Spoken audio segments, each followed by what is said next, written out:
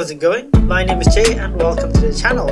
Today we're back here in Sannikovland in Planet Zoo. For those of you who are new here, Sannikovland is my current project in Planet Zoo. We're working on creating this large modern zoo in this lovely lush tropical environment. If that sounds good to you, please do consider hitting the subscribe button for more Planet Zoo content. And of course, do like the video if you did like today's video. Now, with that intro out of the way, let's talk about what exactly it is we're going to be doing today. So today we are continuing work on our Australasian section. And today we're going to kind of try and live up to the name of this section being an Australasian one and not just an Australian one, by including an animal that kind of bridges those two regions a little bit better, which is of course the saltwater crocodile, also known as the estuarine crocodile, also known as the salty. These guys are some of my favorite animals on the planet. Just saying. I mean, I think most crocodilians kind of fall into my favorite animal list. I just love crocodiles. They're just some of the most fascinating animals out there. Of course, of all the crocodilians, you guys already know gharials are my favorite. But gotta say, saltwater crocodiles, pretty high up there. They're just really majestic animals, I gotta say. They're very fascinating. There's a lot to learn about them. And of course, we will have a species profile later in today's episode where we talk a little bit more about them. But besides the animal itself, what are we going to be doing for its habitat? So as you can see on screen, we've already started kind of bulking out the bones of the habitat, so to speak, the base structure of it, using the terrain stamp tool to kind of get a feel of what this is going to look like. So that's kind of my advice generally. If you've got a big habitat, especially one that's going to be using different terrain elevations or maybe even underwater viewing, always kind of block it out with the terrain stamp tool first to kind of get a feel of what it's going to look like. You will have just seen me put down a weird square glass stand and fill it up with water. That's just for me to get an idea of how high I would like the water level to be and kind of plan my terrain around that a little bit as well. So stuff like that I think really helps with the building of a habitat like this, especially if it's going to be a big one, because things like filling in the water and blocking out the terrain can get really difficult to do further down the line, so you really want to do it right at the start. And something else you want to do right at the start is finalize your pathwork near these things, because sometimes once you add water you can't actually manipulate paths nearby. So definitely do your pathwork first, and don't do what I did, which is not finalize the pathwork. All this is going to be changed later, so definitely don't do that. Do as I say, not as I do. And besides this crocodile habitat on its own, we are also going to be doing some work on a little bit of a staff area. So we've done quite a few different staff areas here in the Australasian section. This is going to be the kind of one of the last ones, I think, and it's going to be one of the bigger ones. You're going to see me doing that probably sometime in the first third of the video, and I'll talk you through it when it does come up. But I think it looks pretty nice. And also I'm having a lot of fun building the staff areas here, because I'm getting to use a lot more of these Australian architecture pieces, and I'm such a huge fan of them. I think they look really excellent. Now, while I'm still blocking out all of these initial terrain segments and trying to get a feel for the habitat, how's about we go into today's species profile for the saltwater crocodile? So I'll get that up on screen now. So that's a lovely photo of a big chunky saltwater crocodile right there. Lovely boy. And of course the scientific name for the saltwater crocodile is the Crocodilus porosus. Now the IUCN status is least concern. These guys aren't really too far at risk of endangerment or anything like that, though unfortunately they do still get poached for their skin, which is really unfortunate. And a great way to just not support that is to never buy anything with kind of a crocodile skin. Basically don't buy anything which has crocodile skin in it, like they do, I think, things like jackets, handbags, stuff like that with crocodile skin, which is just awful. Like, first off, it just looks horrendous. Secondly, you're endangering a beautiful, brilliant animal like this, and just for its skin, like, such a shame. And yeah, that's just not cool. But like I said, least concern, so it is great to see that these guys are doing well in the wild. Size-wise, they get up to about 6 meters long, which is really long. There have been reports of specimens up to 7 meters, though those are unconfirmed, and they get up to about 1,300 kilograms at the heaviest. which is kind of bonkers. That's well over a ton and a little bit crazy. The heaviest ever measured, not the heaviest, but one of the largest saltwater crocodiles ever found was called Lolong, and he was discovered in the Philippines a few years ago. They actually had him in captivity for a while before he died, and his body is now preserved in one of the museums in the Philippines in Manila. I believe it was in Manila. And I actually visited I can't remember when exactly, I think it was late last year, and I actually got to see that taxidermied body of the crocodile, and I gotta say, it is intimidating being next to, even though it's it's long gone, that's just the taxidermied body, is not alive or anything, it's still crazy just being next to it and just seeing the size of this animal. It was absolutely awe-inspiring seeing something like that, and it just was, it was a really cool experience. I wish I got to see him when he was still alive, but absolutely fascinating. I believe Lolong did weigh well over a ton as well. It was a very heavy animal, so really interesting to see how they can grow so big. As far as their habitat goes, of course, saltwater crocodiles generally prefer salt water, as far as their name goes. Coastal waters, primarily, they can actually go swim right out into the ocean. Mangroves are a big favorite of theirs. But despite their name, they are of course comfortable swimming in fresh water as well. They can be found in rivers and lakes. Their lifespan is quite long for a reptile. Actually, I shouldn't say quite long for a reptile, because surprisingly, most reptiles have very long lifespans. Even little lizards can live up to 30 years or more. So, not really that surprising. 70 years is about common for a saltwater crocodile, though there have been reports of some which reach up to 100 years, that's insane. Living up to a century. I mean, these guys already look kind of prehistoric, so I'm not too surprised. Their diet basically comprises of anything they want to eat. These guys have ridiculously powerful jaws, and basically they're considered an apex predator in every environment they live in, so anything they want to eat, they can have. Large mammals are common, birds of course, fish, reptiles, anything they see. Young crocodiles have been seen eating mud crabs, other invertebrates like that as well. So yeah, they really do have a free choice of whatever they want to eat. They're hyper carnivores. They really do get whatever they want, which is very cool. Now, quickly going back to what's happening on screen, you will have seen me work on that staff area I was talking about a second ago. As you can see, it's a bit of a weird one in terms of structure. I wanted that to be kind of a courtyard on the inside for the staff to be able to walk around in, which we'll see me do in a second. And there's a little bit of courtyard on the outside as well, which is actually primarily for guests, but can also be used as kind of a rest area for the staff. And of course, it's got this really strange kind of multi-layered look to it. That was because I wanted to kind of blur the lines between the two elevations, because of course the crocodile habitat is at a slightly higher elevation, and having this multi-layered building leading into it for the staff kind of helps ease the harsh kind of dividing line between the two elevations, and I think it really helps. Overall, I think it does look pretty good. So yeah, as we continue this, we'll get into the second half of the species profile, which is of course learning a few interesting facts about our saltwater crocodile, and I will get that up on screen right now, and let's talk a little bit about how fascinating these animals are. First up, of course, like I said before, largest reptile on the planet. These guys are big, and that's no exaggeration by any means. These guys can take on great white sharks in the wild. I mean, they might not win, but they can take them on. But they're really large, and like I said earlier, they do look so prehistoric, and that's because the crocodile body plan hasn't really changed for millions of years. And there was some pretty hefty large crocodilians back in the day, or crocodiliforms. Things like Deinosuchus, which was a 30, 40, perhaps even 50 foot long crocodilian, looked almost like an American alligator but gigantic.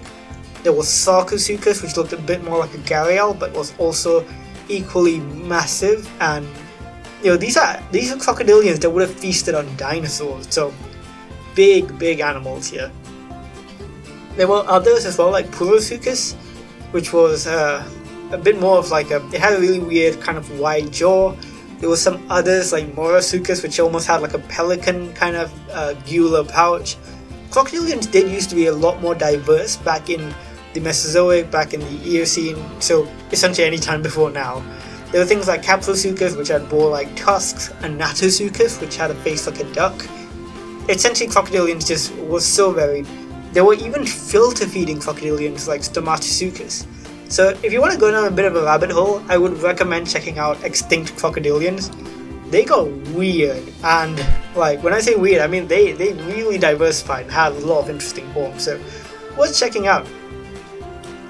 As far as current modern day saltwater crocodiles go, they can also swim up to about 30 kilometers an hour in short bursts, so these are fast reptiles when they want to be. They don't have the most stamina, of course, so this is only when they really feel the need to, but that is still really fast. That is 3 times faster than any human, like the fastest human swimmer. So that's still pretty fast. They can catch up to you if they want to. They've also been known to spend weeks out at sea. In fact, they've seen crocodilians with barnacles growing on them. And this is actually a way that they end up in like countries where they're not native to, because they just keep swimming until they find land. They've even found saltwater crocodiles at Fiji, which is, super fascinating. They're actually really well adapted to an aquatic life. So first up, they have this valve in their throat, so when they dive underwater, it closes up and water doesn't enter so they don't drown. They also have a second set of eyelids, kind of.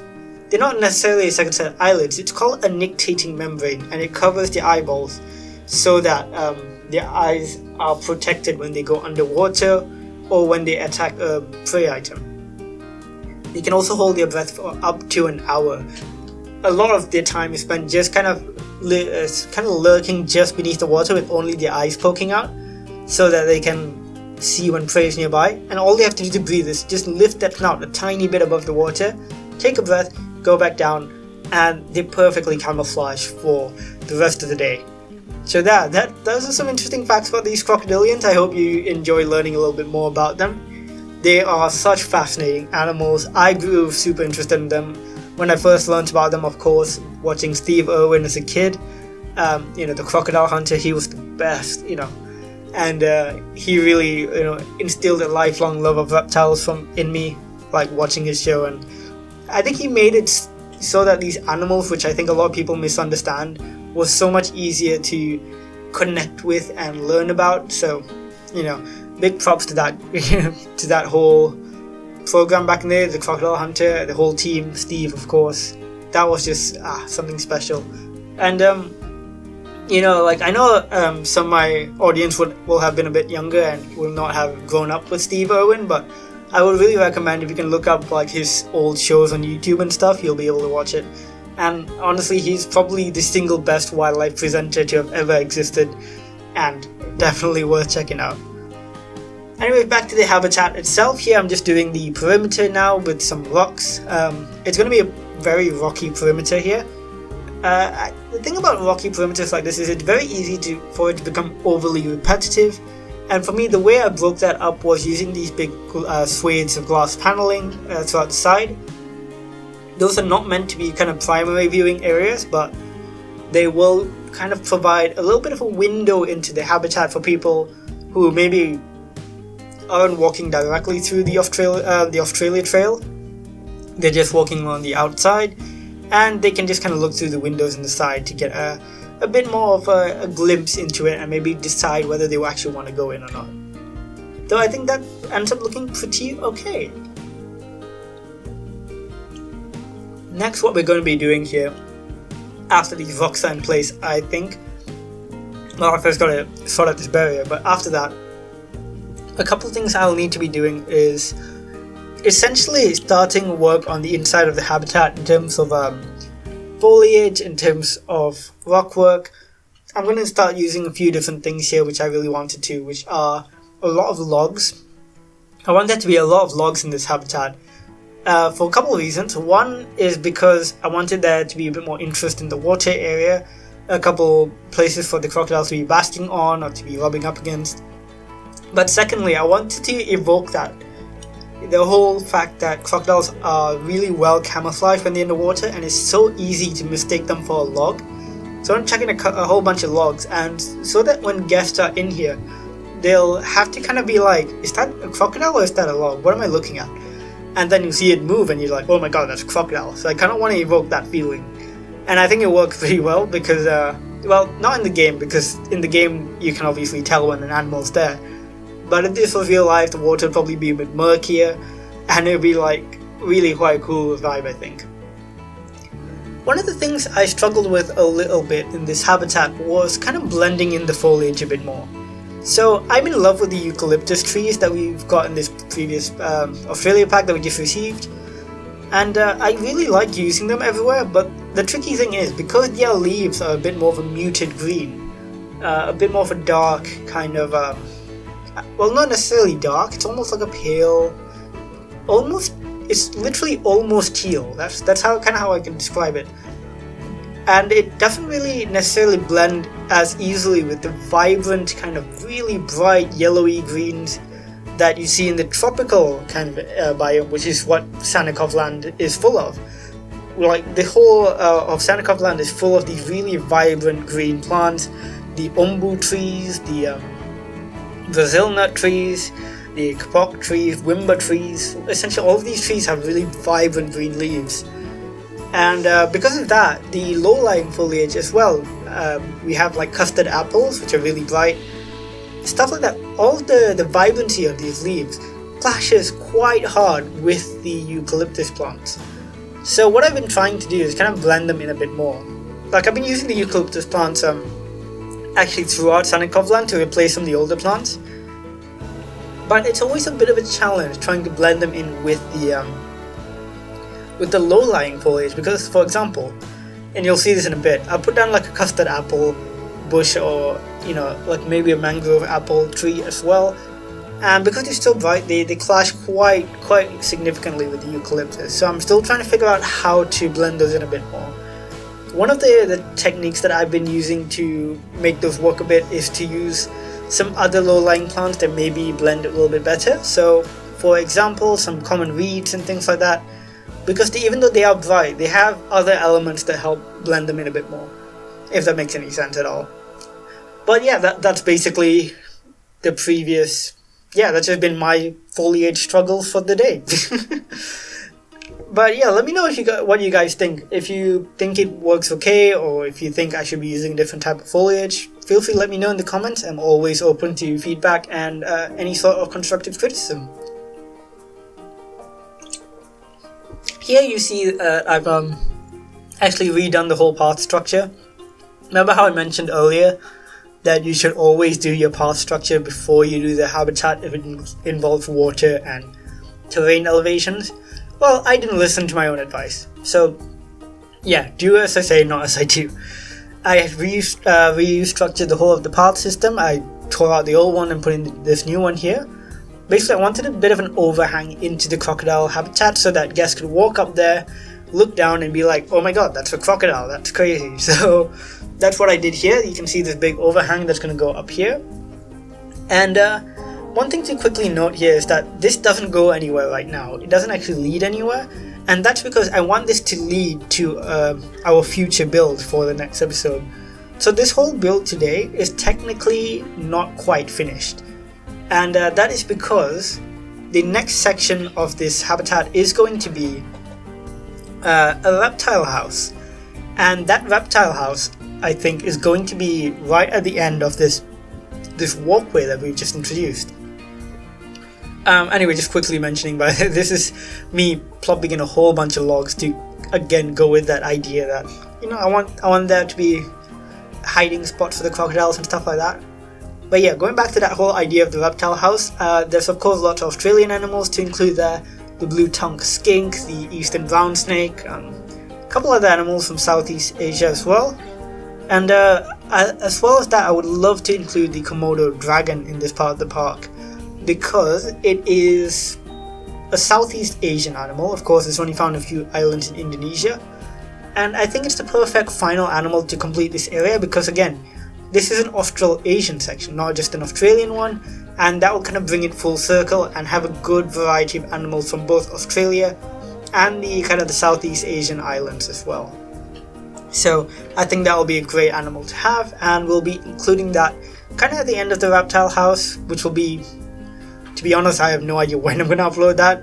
I would like to do it Saturday, but that's also my moving day where I'm moving into a new flat, so we'll see whether that ends up happening or not. So we'll see, but I will keep you guys updated via the Discord server as always. And speaking of the Discord server, the link will be in the description. But we have just started a new Planet Zoo challenge, which one of my moderators set up, Leviathan. Thank you so much. He did a great job setting up the challenge, and this new challenge is to create a cassowary habitat, a very tropical themed cassowary habitat, though you can kind of make it your own. And the timing is actually really great because as of me recording this, it is World Cassowary Day. So let's do, a little fun thing to celebrate these incredible animals and do a little bit of a fun Planet Zoo challenge. So if you like the sound of that, you want to join in on those challenges, feel free to join the Discord server. The link will be down in the description as always, and I'll also put it in a pinned comment as well. Would really recommend it. I feel like the challenges are quite a lot of fun, gives people a lot of inspiration to keep building, and I just think it, really does kind of have this fun effect of when you kind of have a challenge or something to build towards, it gives you a bit more inspiration and motivation. So yeah, definitely go ahead and join that if you are interested. And also, as I did last time, I will be featuring the submissions in a YouTube video sometime whenever the challenge is finished, so look forward to that as well. Back to what we're doing on screen. Here I'm just kind of bordering these paths that lead towards the underwater viewing section. The whole underwater viewing section is going to become a little bit of an indoor area because I will be covering it up with a roof, and I think that makes it look a lot more complete. I think it's definitely not like a proper indoor space, like there's no doors or anything like that. It's just more of an somewhere to give the guests a bit of shade and a bit more of an enclosed area to be able to look underwater and prevent the sun's glare for kind of like messing up your view through the glass or anything like that. Here's another little quick tip for you guys. If you're ever doing glass viewing areas, whether it's for an underwater viewing area or just a regular viewing area, always frame the glass with some sort of building piece. Here I'm using wood on the bottom and on the top, but any sort of framing device would work. So you could use steel, you could use timber beams, anything like that. It just provides the glass with so much more structure and makes it look really, really sturdy and not like it's just a flimsy piece of glass there. Like, I think it really does help, and I think every time I build a glass structure now, I will always frame it, so that's just my tip of the day basically. Here I'm just copying it over for the other side. Unfortunately, because I was using multiple items on multiple grids, I couldn't directly form a group out of them. I had to actually turn the whole thing into a blueprint to be able to use them. Here I'm just adding in some benches and the bottom, of course, if people want to sit down while watching the crocodiles. And now I'm just using some wooden pieces to, again, continue the framing of the glass by framing up the top of it. Like I said, immediately you can tell this is just making the whole thing look so much sturdier. It looks like it's kind of more cohesive as well, so I just think it overall looks really good. Just doing the same for the other side as well. Some of the more interesting elements of this build actually come in towards the end. So towards the end of this episode, you're going to see me work on some canopies. And I realized that I just do way too many canopies at this point, but I think they are really effective and they look pretty cool, so I'm going to keep doing them. Here I am just going to be doing a little bit of work on the outside glass pieces, the ones facing the main path, just to give them a bit of interest, make them look like, again, part of this habitat. And as you guys probably know by now, I am obsessed with these wooden pieces that came with the Australian pack. They're just beautiful, like, I think they look so great. The colors are so dynamic and interesting because it's not just a wooden color. There's some of these like grey, kind of greyish blues colors, there's some pale greens, some pinks. Looks really nice. Here I'm just kind of closing up the bottom of the underwater viewing area because, like I said, I wanted this to be an indoor space, so it does need to be closed up. a little bit. Repeating that for the other side here. And you might notice this whole thing isn't symmetrical, not at all. It is very partially symmetrical, if anything. And that was kind of on purpose. I say kind of. It definitely wasn't on purpose, basically. Because I built this all kind of without planning it in advance, so it doesn't look symmetrical. And one thing I need to do, probably off screen between episodes, is make it look so that it looks more intentionally not symmetrical, if that makes sense. So we'll see how that pans out between episodes. I just put in some mulch there to blend it in with the terrain, but this whole area where this walkway is and everything, there's going to be so much more work done on that when we do the reptile house. So that will be off screen, and a lot of that will be essentially saved for later. So this will remain unfinished in this episode, but the crocodile habitat itself will be definitely finished, and that is something that will be shown in the cinematics. So I'm just putting on a roof for this section really quick. Once again, it isn't symmetrical, so it does come off a bit weird. And usually I actually really dislike the curbs underneath the path that form whenever you do an elevated path, but in this circumstance it actually really helps hide the edges of this roof piece. So, you know, I guess you win some, you lose some, basically, when it comes to building in this game. And I think that looks pretty solid, so I'm very happy with that viewing area. I might add some more details to the roof, but that's okay for now. Just raising up the wooden pieces so that they kind of match up with the roof as well. And you may notice some of these rocks and barriers may look a bit low for the crocodiles, but gotta remember at the end of the day they are crocodiles and they really can't lift their body very much or climb, so they are pretty well secured in this habitat. Just the final piece now is to frame the curved area, which is actually a bit tricky to frame because it is curved. This is one of the few times I actually really enjoy using the align to surface tool. It really helped make this work and create this nice little kind of jaggedy, like almost ramshackle looking wood framing, which I think looks really, really nice. I'm very happy with that. And we're coming up towards the end of the episode now. One of the final things to do is to put together a quick canopy for this walkway. Using these very generic metal beam pieces that came with the Australian pack. Really like how generic they are, to be honest. They are very useful because of it. And I'm going to use a couple like fabric pieces here just to make it look nice. So just putting up the frame first, using some thin pieces for the in-between parts. I'm not 100% sure what I think of the canopy. I think I like it. I think I like it. Overall it looks okay, basically.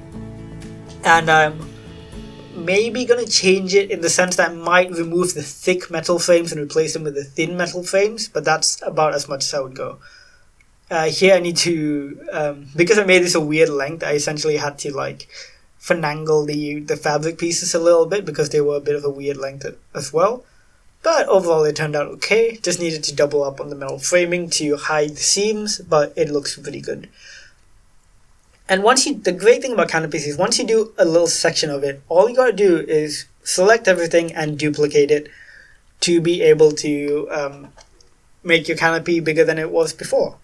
So here, just doubling that up and finding the center and lining it up about straight, putting it in the middle and then duplicating it there. A couple things I need to do for the edges, of course, is to kind of straighten out the end of the frames, as well as just make sure that it all looks like it, could actually function. So there we go. And then I'm going to change some of the colors. The warm orange is beautiful, but of course I want to use some of the pale green, which is, the traditional Sannikovland colors at this point.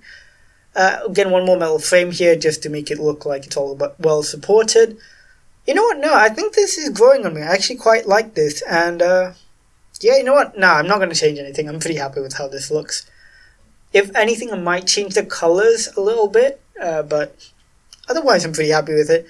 The middle, I'm just going to change it to the warm grey in a second. Yep, all of these are going to become the warm grey. Just to, bring in that third Sannikovland colour, basically. And I think that whole canopy looks pretty good. It might be a bit extended once I figure out where exactly the reptile house is going to start, but right now I'm very happy with that. Just a few benches here and there. I might move them around once the reptile house is in place. And just a few more things, a couple of enrichment items for the crocodiles, putting them where people can actually see them, a couple of rubbing pads. I already put down a bunch of sprinklers and it's all good there. But yeah, one final thing that I'm going to do here is actually create a quick set of shade for the crocodiles. Again, it's a bit of canopy looking thing. It's just like a wedge with a little supporting frame on it, but I think it works fine for the crocodiles, and I put a couple of them down. But yeah, so thanks so much for watching today's episode, guys. I do really hope you've enjoyed it. Hope you've enjoyed learning a little bit more about the saltwater crocodiles. Once again, just want to say thank you for your support. Thank you for supporting the channel. We are, I believe, at nearly 850 subscribers, which is crazy, and I'm super happy about that. So thank you very much. Well, no, we're actually just past 850 subscribers, so thank you guys. Thanks so much for that. Of course, subscribe if you want to see more Planet Zoo content, more Sannikovland. Do check out Discord server if you want to join our little challenge. Like the video if you did like the video, leave a comment down below, tell me what you think. And yeah, I will see you guys in the next one. Bye!